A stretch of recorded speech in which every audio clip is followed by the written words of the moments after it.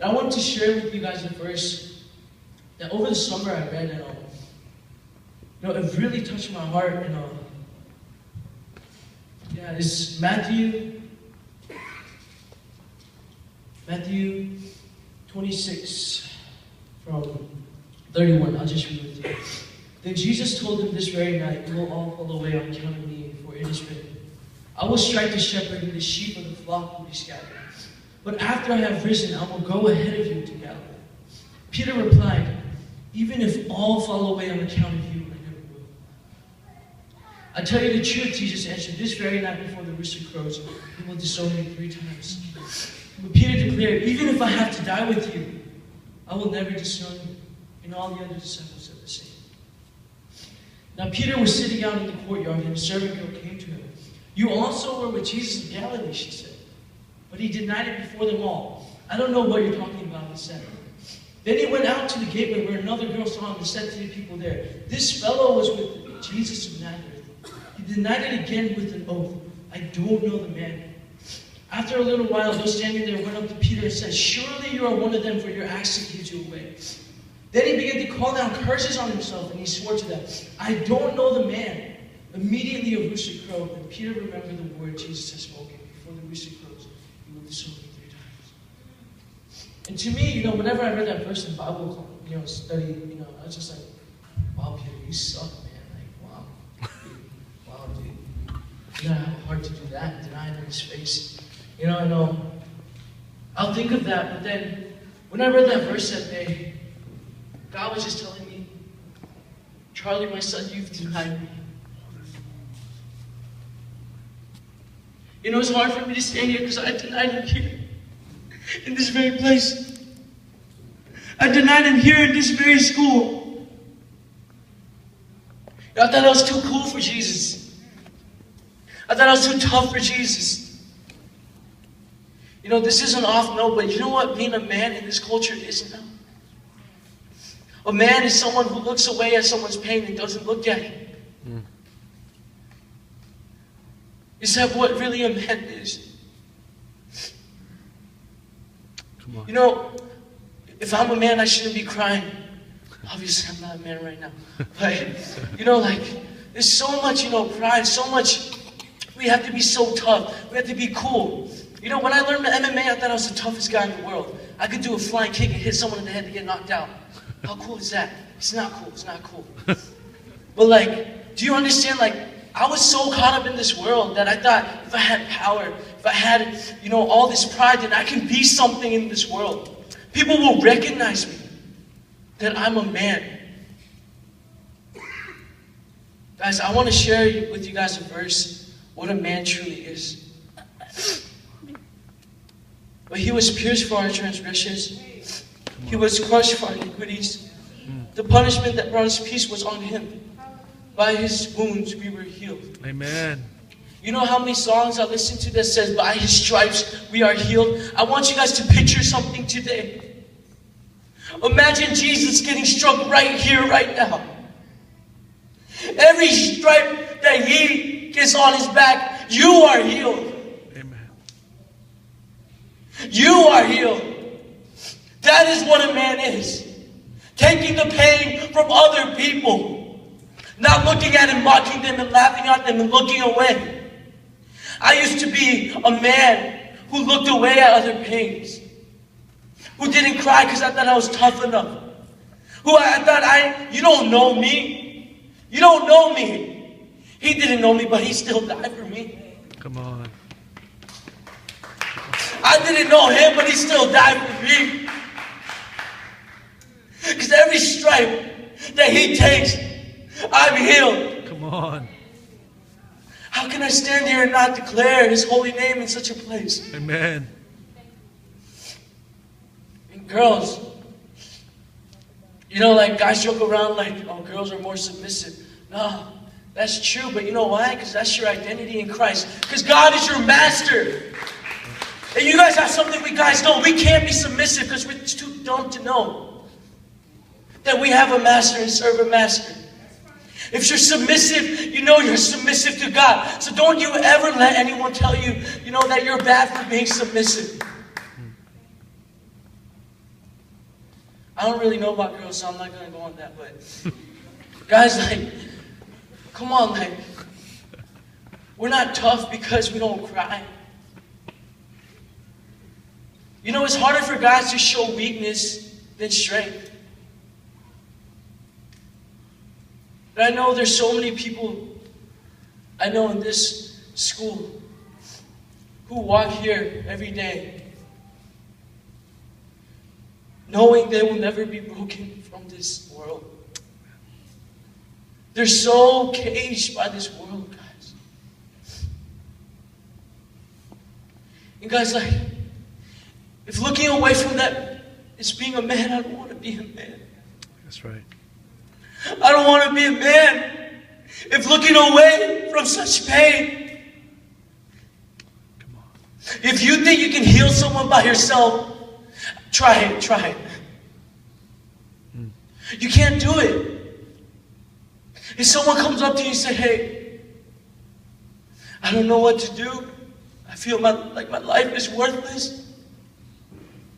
Because guys, no matter how hard you try with your own heart and tell them they are worthy, they will not listen to you.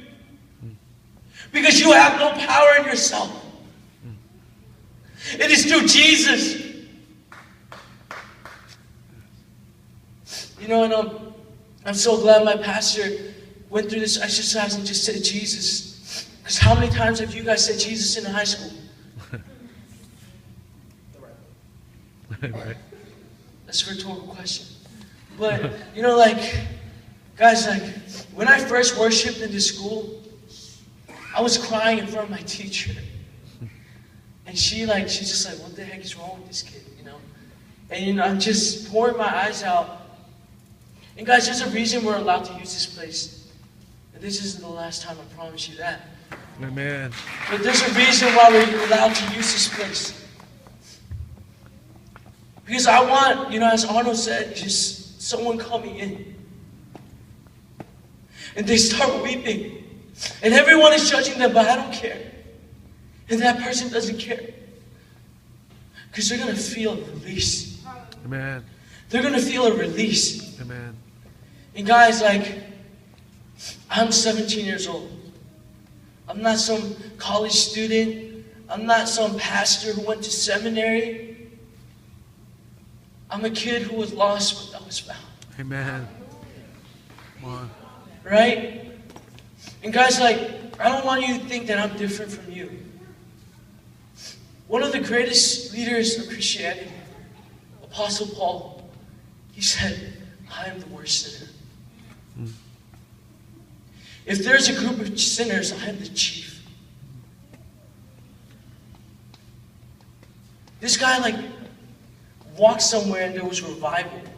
Yeah. I walk somewhere and people throw stones at me. Guys, like, this guy says, I am the worst sinner. I'm not a leader because I'm perfect and holy. I'm a leader because I know I'm flawed. You know, I used to be so insecure about my age. You know, how are people going to listen to me when I'm so young? But you know what? Like, Jesus started preaching when he was 12. Come on. You know, and like, I don't know, I just cry a lot, but I feel like God has given me a gift to just be a servant to you guys, because I want to tell you guys, like, how many of you guys are in high school right now? Okay, raise your hand. Like, you guys can make a difference. Amen. You guys can make a difference. That girl who sits alone by herself doesn't have to be alone anymore. Come on. I don't care if you don't know that girl, go get to know her. Come on, Charlie. Be a man. I don't care if your friends judge you. Then are they truly your friends? Good question, right? Yeah, I just want to share you guys a verse about this school.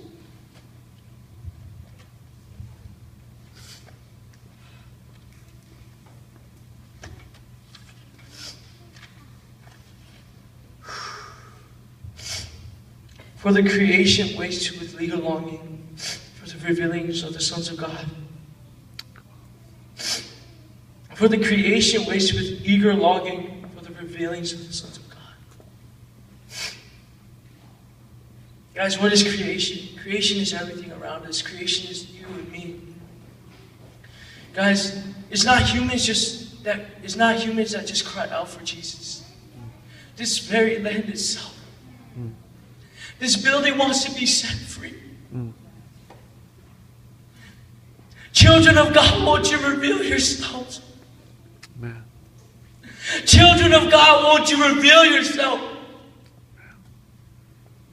Can anyone here say, I am here, God? I am a child of God. I am a child of God.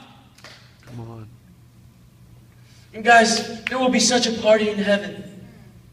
They'll turn up every night. You guys don't even know the impact you guys can have on just one area of this floor. You don't think if you pray right there in that seat, someone sits there, they won't feel released? That is the power of my God. Amen. The sheep knows the shepherd's voice. You don't think they'll know that it's not God? You think they'll point it at something else? No, because they are the sheep. And they know the shepherd's voice. Guys, I'm not here to preach to you guys about being different, doing something, proactive in your life. The biggest problem with Christianity in this world today is they're not Christians. The biggest problem with Christianity in this generation today is that they're not Christians. You know, when someone of my friends are Christian, they talk to me, they're like, yo, church sucks, man, it's so fake. I'm like, yeah, I can't really say anything about that. Because I know there's so many people who go to church. That doesn't mean you're a Christian. That's right. Just because you pray every day, read the Bible, doesn't mean you're a Christian. That's right. People will know when you're a Christian, trust me. They will know. Christian is about being real to everyone, guys. Being a Christian is the easiest and hardest things to do. But tonight, as I was praying and worshiping, I had this feeling in my heart,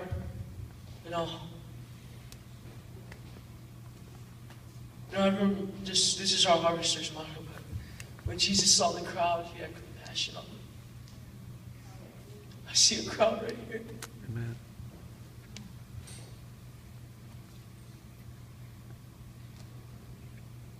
And I know he wants to send his harvesters to you guys.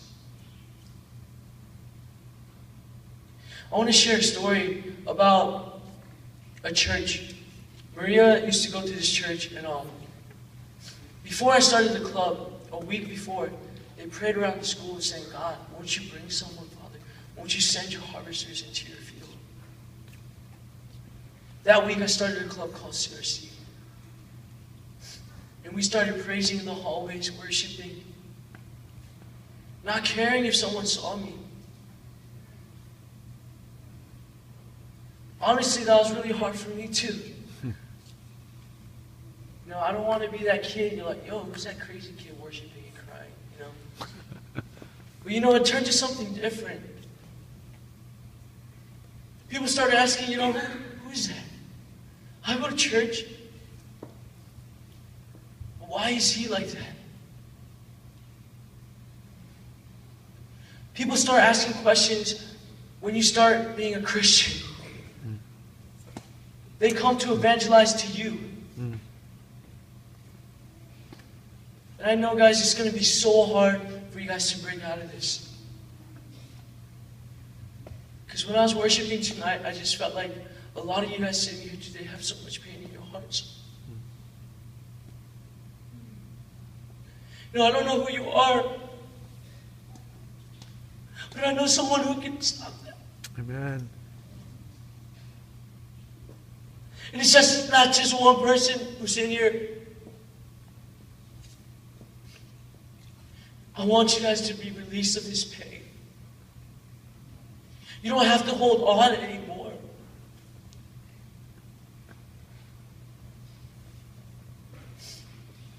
Guys, like, I can't even explain how awesome it is to live in His glory. Amen.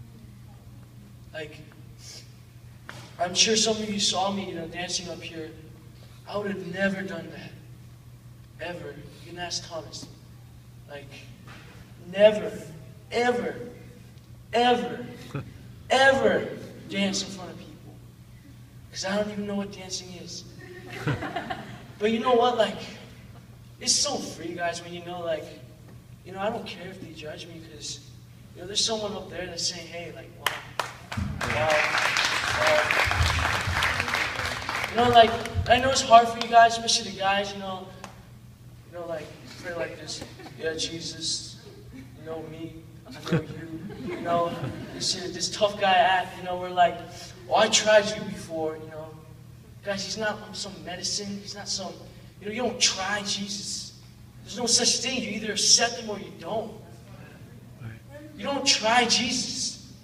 You don't come to someone and He's like, bro, I tried Christianity already. You might have tried Christianity. Have you tried Jesus? Have you tried Jesus?